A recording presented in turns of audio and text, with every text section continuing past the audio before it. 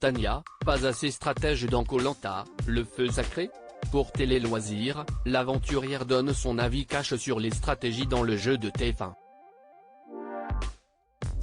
Avant même la fin de la saison de Koh Lanta, le feu sacré, qui aura lieu le mardi 13 juin, Tania a l'impression de ne pas avoir été assez stratège dans son Koh Lanta. La candidate de 22 ans a posté un extrait controversé de Survivor sur les réseaux sociaux qu'elle a accepté de commenter. Et si est-il surprenant? Pour Télé Loisirs, elle revient aussi sans langue de bois sur la trahison du pacte des petits doigts et nous donne le nom du candidat contre qui elle pourrait avoir ses chances pour l'emporter en finale. Tania, fan de Survivor, la version américaine de Koh Lanta, aux États-Unis, les candidats sont plus ouverts à la triche.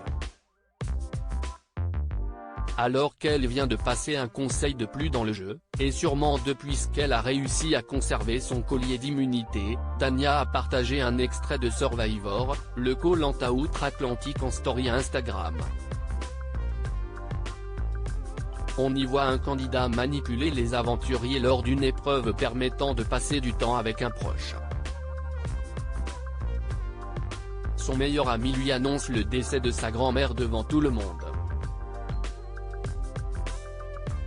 Ému, l'ensemble de la tribu lui offre le confort par compassion. Mais en réalité, le candidat avait tout prémédité, le meilleur ami était briefé pour faire cette annonce, erronée, et ainsi obtenir gain de cause. La jeune tenniswoman a légendé son post, morte de rire. Mais qu'en pense-t-elle vraiment? Aux États-Unis, les candidats sont plus ouverts, même à la triche, qu'ils ne considèrent pas comme telle. Sur ce premier Koh Lanta, j'étais trop naïve et j'ai trop joué avec les émotions, avec l'affect. C'est d'ailleurs pour ça que je suis sorti quand j'ai fait confiance à Rudy. Mais malheureusement je pense que dans Koh Lanta, c'est un peu comme dans la vie, il ne faut pas trop donner sa confiance aux gens. Il faut jouer le jeu pour soi, nous confie Tania. Tania, Koh Lanta 2023, ce qu'elle ferait différemment si elle participait une nouvelle fois au jeu de TF1 concrètement, aurait-elle pu aller aussi loin dans la stratégie? Monter un stratagème aussi sournois que ce candidat? Je serais complètement capable d'aller aussi loin si je refaisais un Koh Lanta. Je trouve que c'est une idée géniale que le mec a eue, il est allé très loin dans les propos parce que c'est quand même sa grand-mère qui est morte mais je trouve que c'est du beau jeu. Honnêtement, je n'aurais pas de cas de conscience à faire ça aux aventuriers parce que tout le monde se met à la première place en essayant d'aller le plus loin possible, coûte que coûte. La Benjamin de l'aventure ne cesse d'ailleurs pas à formaliser de la trahison de Frédéric envers Clémence. Je ne suis pas du tout choqué par la promesse des petits doigts.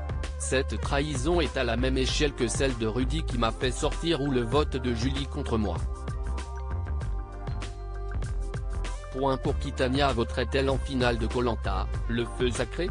Le plus méritant à mes yeux serait Nicolas, la jeune femme, qui a avoué de ne pas avoir vu clair dans la stratégie de Quentin, s'est avancée pour la suite de l'aventure.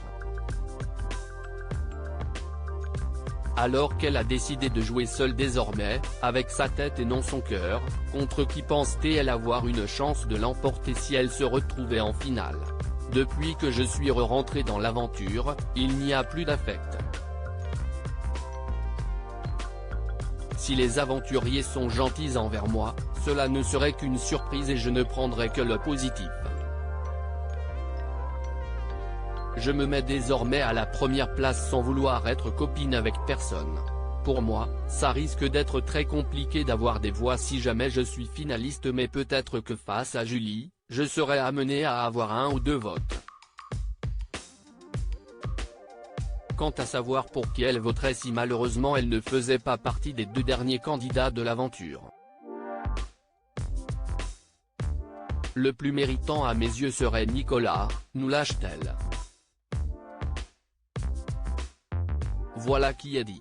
À lire aussi Esteban, éliminé de Koh Lanta, dévoile son gros regret dans le jeu, je n'assume pas.